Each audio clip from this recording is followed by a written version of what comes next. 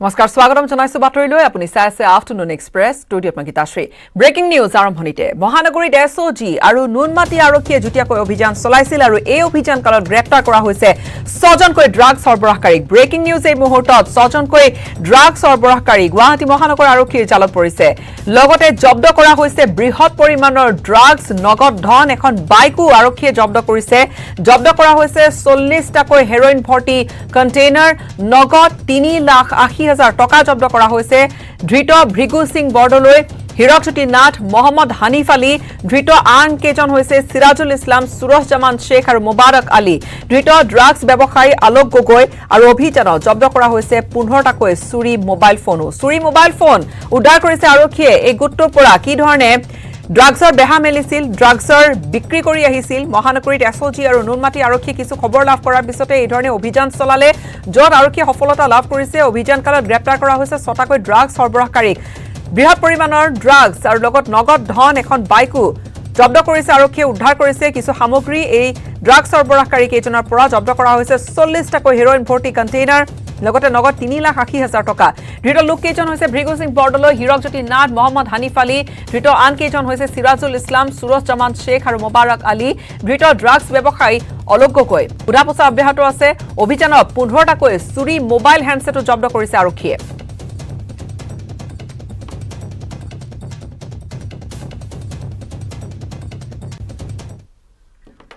নতুন তিনিখন কৃষি আইন প্ৰত্যাহাৰ কৰা হৈছে আজিৰ দিনটোৰ আটাইতকৈ গুৰুত্বপূৰ্ণ খবৰ চৰকাৰে সিদ্ধান্ত ললে নতুন তিনিখন কৃষি আইন প্ৰত্যাহাৰ কৰাৰ প্ৰধানমন্ত্ৰীগৰাকীয়ে নিজে দেশবাসী সম্বোধন কৰি এইখিনি কথা উল্লেখ কৰিলে লগতে উল্লেখ কৰিলে কৃষকসকলক সামৰি লোৱা আন বহু চৰকাৰী দিশৰ কথা কৃষকসকলক ঘৰলৈ উভতি যাবলৈ আহ্বান জনালে প্ৰধানমন্ত্ৰীগৰাকীয়ে আৰু দেশবাসী সম্বোধন কৰিছিল আজি পুৱা 9 বজাৰ লগে লগে প্ৰধানমন্ত্ৰী নৰেন্দ্ৰ মোদীয়ে পুৱা 9 বজাৰ দেশবাসী সম্বোধনৰ মাজতে এই গুৰুত্বপূৰ্ণ ঘোষণা চৰকাৰী সিদ্ধান্ত সম্পৰ্কে দেশবাসীক অৱগত কৰিলে প্ৰধানমন্ত্ৰীগৰাকীয়ে আৰু যি প্ৰত্যাহাৰ কৰাৰ আনুষ্ঠানিকতা সেয়া চলিত মাহৰ পৰা আৰম্ভ হ'বলগীয়া সংসদৰ অধিৱেশনত কৰা হ'ব বুলি জনালে প্ৰধানমন্ত্ৰী মোদীয়ে आज मैं आपको पूरे देश को ये बताने आया हूं कि हमने 3 कृषि कानूनों को वापस लेने का रिपील करने का निर्णय लिया है इस महीने के अंत में शुरू होने जा रहे संसद सत्र में इसी महीने में हम तीनों कृषि कानूनों को रिपील करने की संवैधानिक प्रक्रिया को पूरा कर देंगे साथियों मैं आज अपने सभी आंदोलनरत किसान साथियों से आग्रह कर रहा हूं आज गुरु पर्व का पवित्र दिन है अब आप अपने अपने घर लौटे अपने खेत में लौटे अपने परिवार के बीच लौटे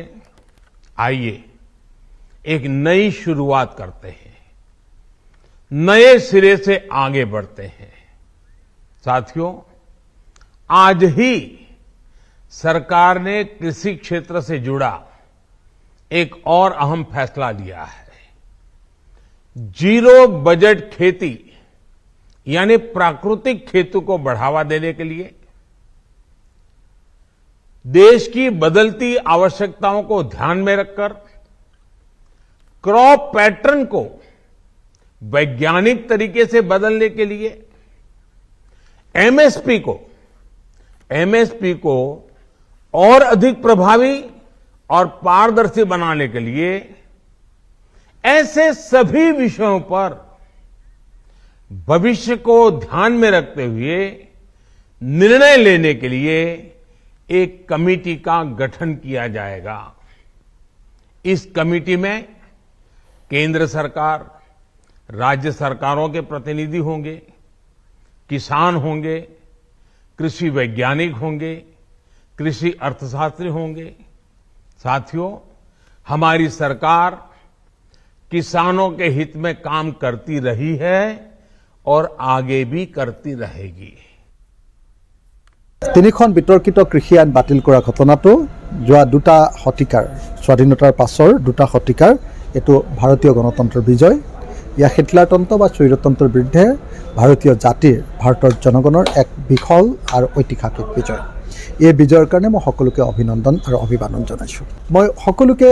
এই মুহূৰ্তত ক'ব খুজিছোঁ যে যিসকলে শ্বহীদী বৰণ কৰিলে তেখেতসকলক আমি সন্মান জনাইছোঁ, তেখেতসকলক স্মৰণ কৰিছোঁ আৰু তেখেতসকলৰ স্মৃতি ৰক্ষা কৰিম এই কথা ঘোষণা কৰিছোঁ। আৰু যিসকলে অন্যান্য ত্যাগ স্বীকাৰ কৰিলে সকলোকে মই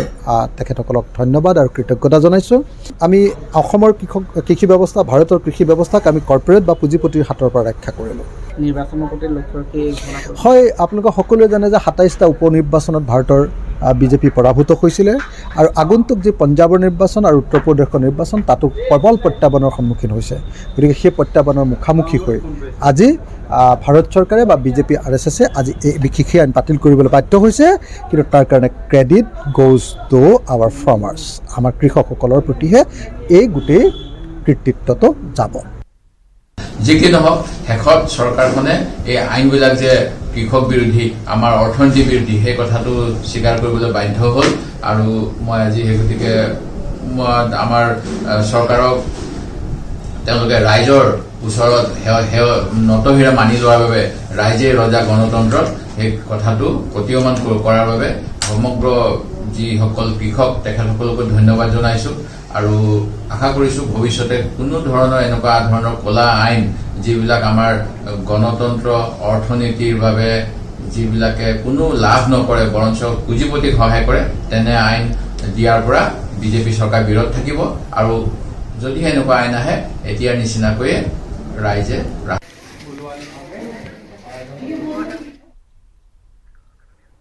আচলতে